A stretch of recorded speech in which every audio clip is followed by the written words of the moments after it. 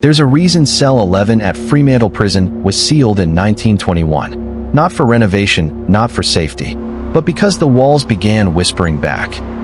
This is Australia's most haunted prison, built by convicts, run by tyrants, and home to something that was never meant to be caged.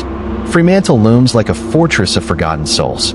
Executions, lashings, isolation chambers. Its limestone absorbed everything, but none more so than the events of March 1911.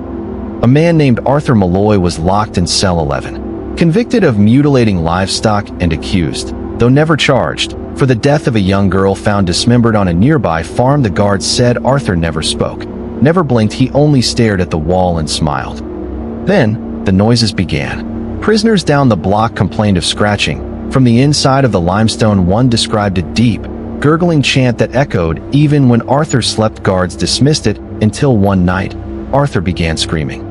Loud, ragged howls that shattered every lantern on the floor. When they opened the door the next morning, Arthur was gone. Not escaped. Gone. The walls were intact, the door locked, but on the floor was a ring of teeth, none of them human, and symbols scorched into the stone like they'd been burned from the inside out. From that day on, Cell 11 was sealed, but not with bricks, with iron bolts and symbols etched by hand into the frame. When questioned, the warden simply said, "Some things aren't meant to be fed twice." Over the decades, a few brave, or foolish, people tried to open it. Paranormal investigators, skeptics, even a priest. None lasted longer than 3 minutes inside. One guard in the 1970s unlocked the door on a dare. He went in smiling. He came out without eyes. And still, every 17th of March, if you're in the cell block hallway, you'll hear it. Low at first, like a breath behind your ear.